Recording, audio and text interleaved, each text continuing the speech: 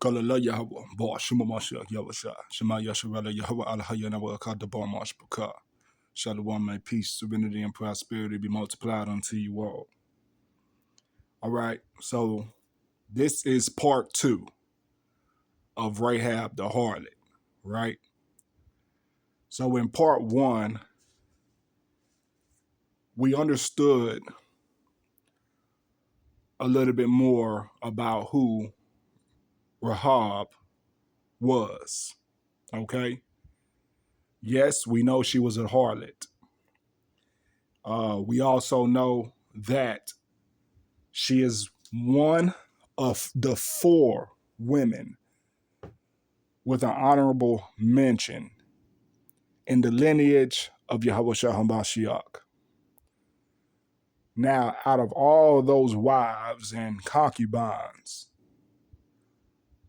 of the forefathers in Yahushua's lineage, only 4 were worthy to be named, right? And Rahab was one of those 4. You had Rahab, you had Tamar, you had Ruth, and you had Mary, the mother of Yahushua. Now, we also know that Rahab was a Canaanite woman, okay? We know she was a Canaanite. She wasn't an Israelite. We know that too. So this is part 2 of Rahab the Harlot, controversial and testimonial, excuse me. And as I said before, those of you who are over righteous and overly religious pertaining to this truth, the facts of Rahab is going to cut you, right? And those of you, especially those of you sisters who are sincere in this truth, right? You've completely turned away to the ways of the world and your former life, and you're living a consecrated, circumspect life, a set apart life in this truth. This is going to be testimonial to you, all right? And for those of you who may be babes in the truth, or the Most High is dealing with you to come completely into his truth, you're going to get further confirmation here, right? You're going to get a lot more confirmation in part 2 concerning Rahab the harlot. Now, I really want to speak to those who are really sincere about coming out of their lifestyles in the world, especially you sisters out there who are stepping away from the world and coming into truth. You know, the Most High is dealing with you. He's tugging at you to come on this side, right? To come out of the matrix. Let this be confirmation for you to fully come out. Now, I want to go to a scripture from Aksha'al, right? We're going to go to the book of Hebrews, chapter 11, verse 31. This is Hebrews, chapter 11, verse 31. By faith, the harlot, Rahab, perished not with them that believed not, when she had received the spies with peace. Okay? Now we're going to get deeper into what Akshal highlighted about Rahab, right? But this is the main reason why she has received a mark, a honorable mention or an honorable spotlight in the business of Yahweh. This is why he deemed it important enough to be recorded in his records for us to take heed to. Yes, her faith was the reason why. And we're going to see exactly what that faith was here in a second. But her faith, above all, is the reason why she has received such an honorable mention in the kingdom of Yahweh.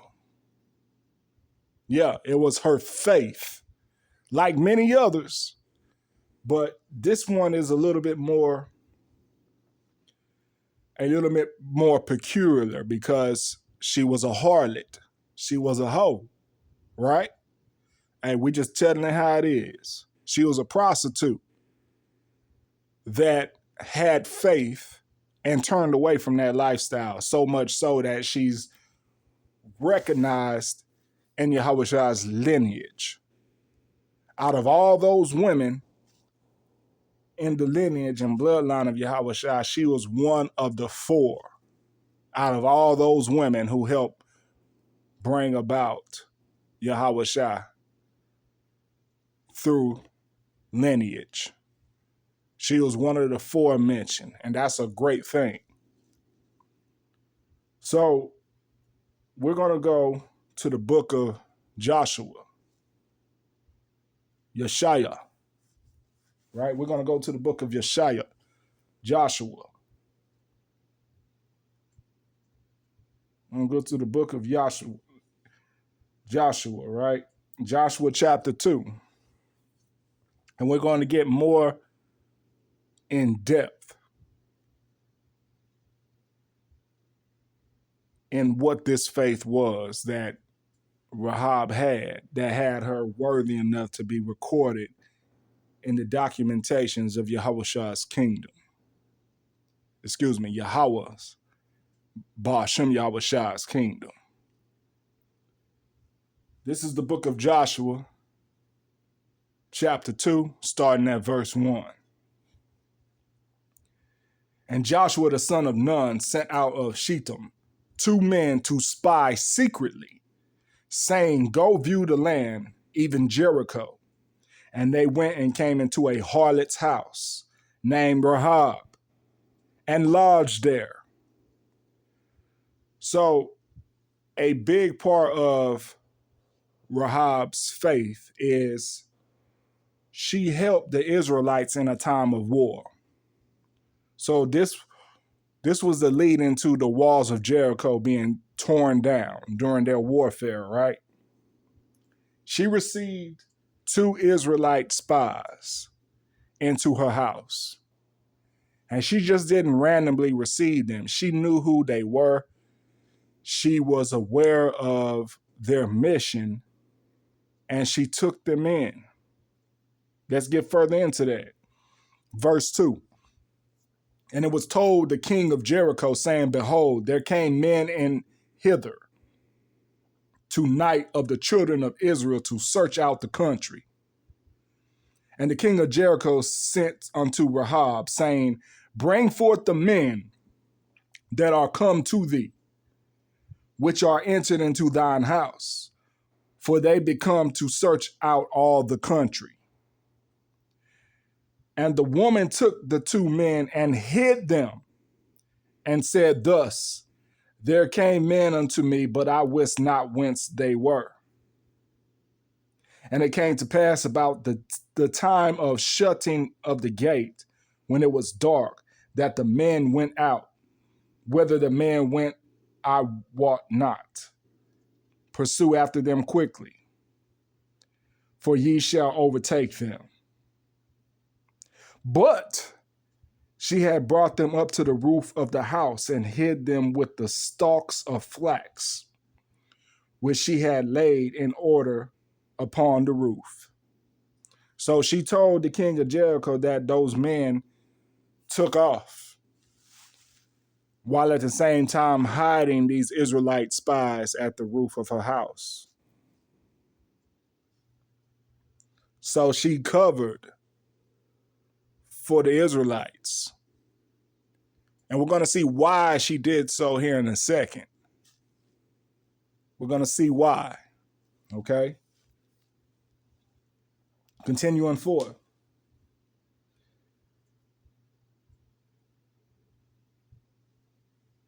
Verse 7. And the man pursued after them the way to Jordan unto the fords. And as soon as they which pursued after them were gone out, they shut the gate. And before they were laid down, she came up unto them upon the roof. And she said unto the men, I know that Yahweh hath given you the land, and that your terror is fallen upon us, and that all the inhabitants of the land faint because of you. So as I said before, Rahab knew who these men were, and she knew that these were Yahweh's people, the Israelites. Now remember, Rahab is of the heathen nations. She's a Canaanite. She's of the tribes of Ham, okay? She's not an Israelite.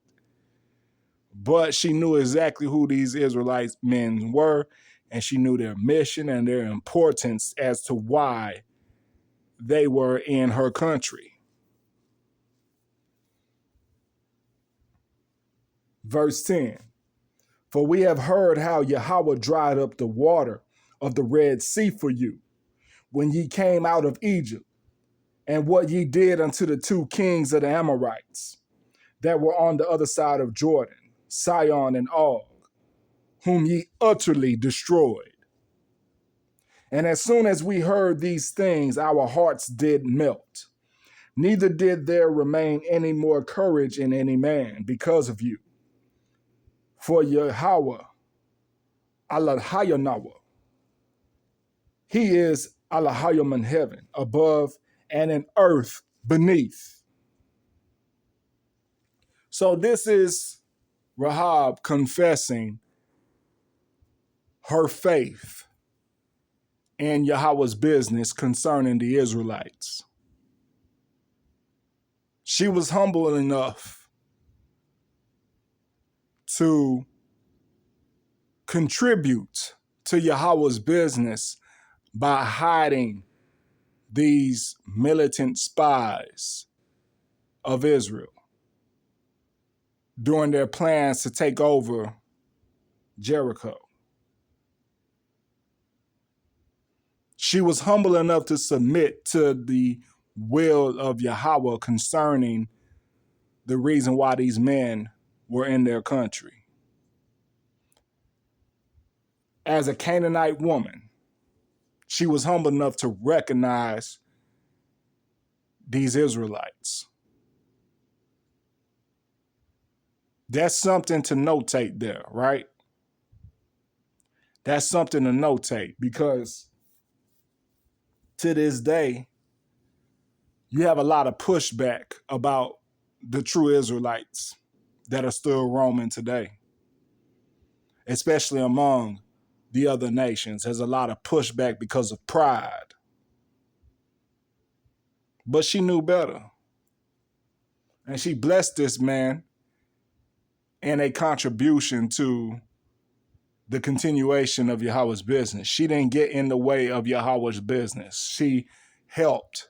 She contributed. She blessed these two Israelite spies by hiding them from the opposing forces that were the authorities of her country. Yeah. Yeah, let me find another scripture for this because it's coming to mind even though I didn't recollect it specifically for this lesson, but it's coming to mind. Bear with me.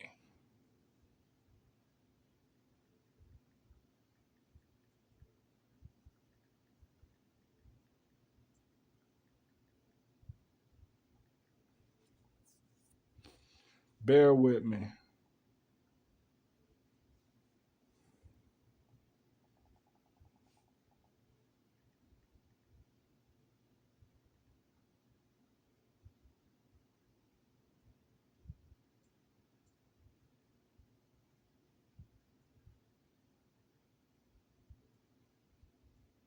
Bear with me because I have I have a scripture on the tip of my tongue, but I can't think of the actual book, chapter, and verse of it. So bear with me as I'm searching for it right now to give to you all.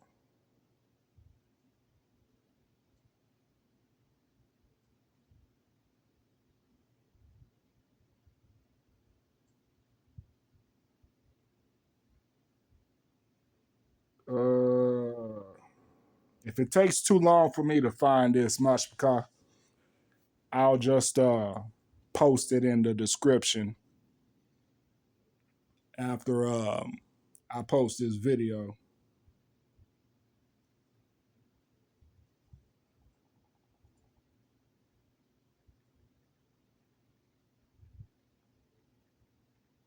So bear with me. I'm still looking for it.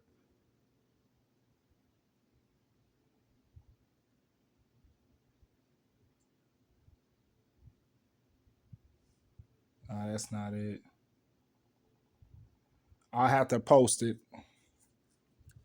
But anyways, y'all might know it. There's a scripture in our Torah that says, "Blessed are those who bless the children of Abraham, and cursed are those who curse Abraham, the descendants of Abraham." Y'all know what I'm talking about. And I want to find it and read it right now, but I can't find the scripture as of now. I can't find the book, chapter, and verse. I know it's somewhere in Genesis. But for time's sake, I'll post it in the description. Let me get back to Joshua chapter 2 here. Salak.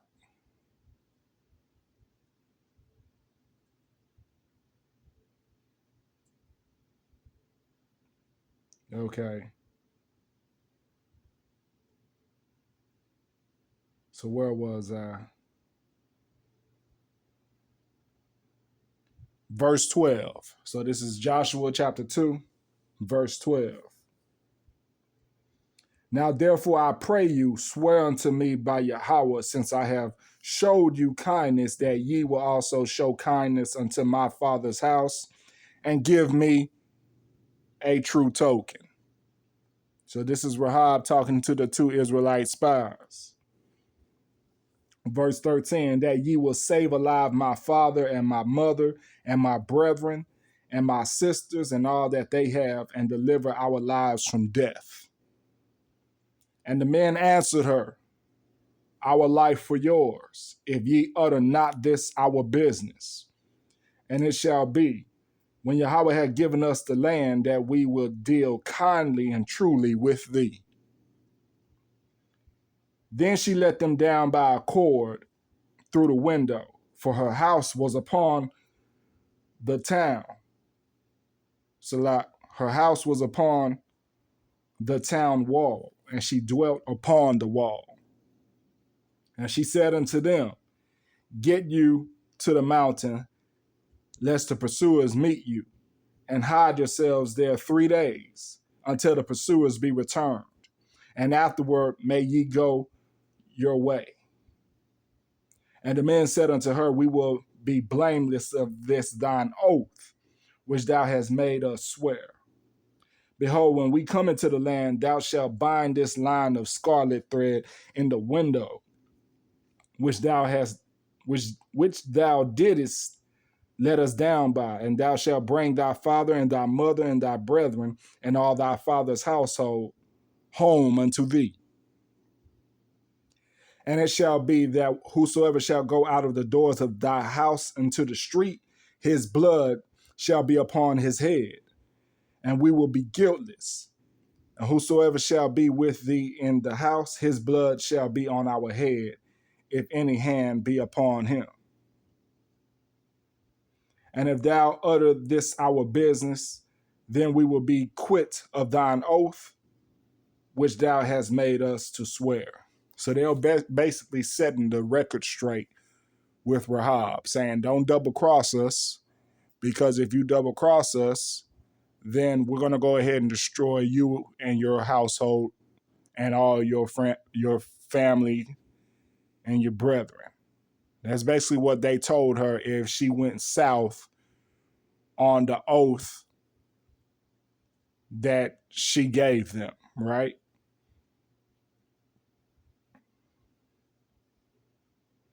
Verse 20. And if thou utter this our business, then we will be quit of thine oath, which thou hast made us to swear. Verse 21, she said, according unto your word, so be it. And she sent them away, and they departed. And she bound a scarlet line in the window. And they went and came into the mountain and abode there 3 days, until the pursuers were returned. And the pursuers sought them throughout all the way, but found them not. So the 2 men returned and descended from the mountain and passed over and came to Joshua the son of Nun and told him all things that befell them. Verse 24, and they said unto Joshua, truly the Lord, Yahweh, had delivered into our hands all the land, for even all the inhabitants of the country do faint because of us. So yeah, that was the amount of faith that Rahab had, that she utilized at that moment in order to contribute to Yahweh's business. What she did was a grand thing that allowed the Israelites to take over Jericho and to bring the walls down, right? So that's the prime thing. It was her faith. And that exercise of faith led her to the honor that she has received in Yahweh's business, the mark that she left in Yahweh's kingdom, to where we're talking about her to this day, thousands of years later. Call Allah Yahweh. Call Allah Yahweh Ba'ashem Yahweh Shah.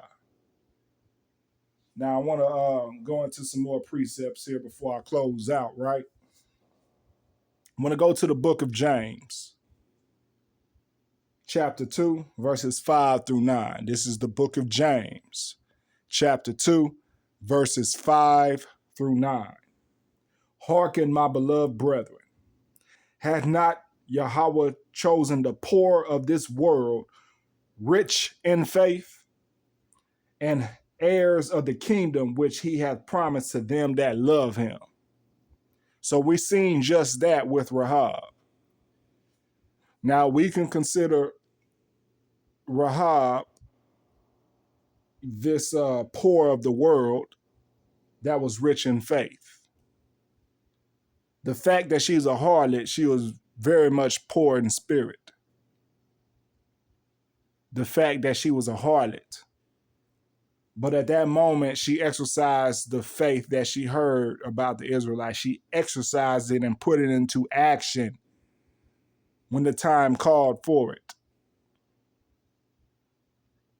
Expressing her love for Yahweh and expressing her faith by helping these 2 Israelite spies. Verse 6, but ye have despised the poor.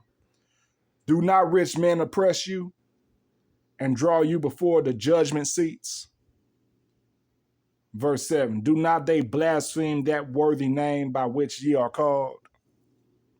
So that these 2 questions coming from James is for all of you who are over religious or righteous over much concerning this matter, right? Because everybody who is righteous over much concerning the faith that a harlot exercised, you all will contend up and down that such a woman couldn't do such a thing and turn her life around, right? And it's Salah.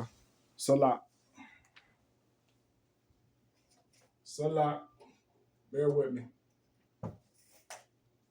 Okay. It's more so with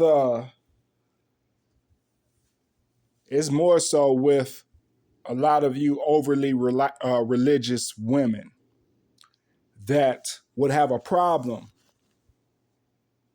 with the honorable mention that Rahab the Harlot has received in Yahweh's kingdom. Now, again, this is raw and uncut truth here. There are many women who have a genuine love for the Most High, yet they're still walking out of the weeds of the world. And they're more tolerable in receiving the instructions of Yahweh than a woman who is overly righteous, so much so that she's trying to teach the word. Yes, that's a well-known fact. A worldly woman who has a genuine love for the Most High, but is just in the wrong direction or in the weeds of the world, is more tolerable in receiving holy instruction than a woman who is so much over righteous that she calls herself trying to teach the word. Any man in truth can validate this. Any sincere sister who knows the contrast between the two can also tell you about this. Because like I said before, many of you sincere sisters, which are very few, many of you come from backgrounds such as Rahab. I said that before in the previous video. So you know exactly what I'm talking about, because if you wasn't tolerable in receiving holy instruction, you wouldn't be walking the sincere path that you have now. Okay? But a lot of these overly righteous women, though they have a degree of knowledge of the scriptures, they become haughty to where they think they can teach the scriptures and teach a man and rule over a man too. It's a Jezebel spirit. And some of those same women are still practicing a lot of folly that will get them destroyed. Yeah, we hear about it. It's going on right now as we speak in some congregation. It's going on right now as we speak in some church. It's more prevalent in the Christian church than it is in the Israelite congregations, but I digress on that. So James is calling that out here. He's calling that out in verse 6 through 7. Furthermore, verse 8, if ye fulfill the royal law according to the scripture, thou shalt love thy neighbor as thyself, ye do well. But if ye have respect to persons, ye commit sin and are convinced of the law as transgressors. So that respect to person goes back into the contrast between these two different women that I just used as an example. There's a lot of respect to persons to some of you sisters out here that are trying to teach the word when the Bible, when Yahweh's instructions tells you not to teach the word. And you have many foolish people who will support such women. For one, they may be attractive, so they're supporting them on that. And for two, they come with so much arrogance in the scriptures that they really look like they know what they're talking about. So everybody who follows these type of women are being deceived. Why? Because you have a respect of persons. If you listening to any female pastor and you receiving instruction from a female pastor, you have the respective persons that James talked about here in chapter 2, verse 9. We'll read it again. But if ye have respect to persons, ye commit sin and are convinced of the law as transgressors. And though we read all of this biblical truth about Rahab the harlot and why her faith sealed her a spot in the records of Yahweh's kingdom, you will still pedalize your false prophetess who calls herself teaching the word. You will still pedalize that female pastor who calls herself teaching the word because of all that over righteousness. And that same over righteousness leads to a respect of persons. And I'm telling you, there's a lot of women who are still in the world that do more of Yahweh's business than these exact women who have a sense of over righteousness. I've seen plenty of videos. I wouldn't say plenty, but I've seen a handful of videos of women who are not even talking the scriptures. Right? They're not even talking the scriptures, but they're doing as the scriptures tell them to do concerning their female counterparts. Yeah. Giving godly advice without even using the scriptures. Calling out the folly of their female counterparts and what should be done that is of sound-mindedness as a woman. And these same women who are doing such prophesying as Yahweh wants them to do, they probably don't even know the Bible like that.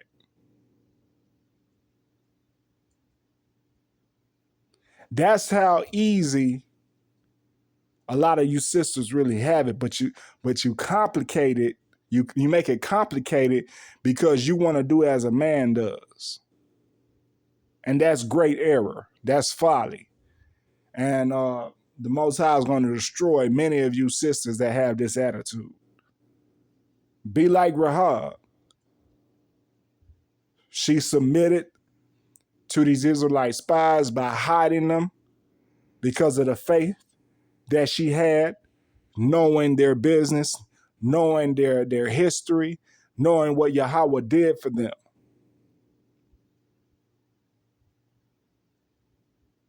And I'll leave it as that.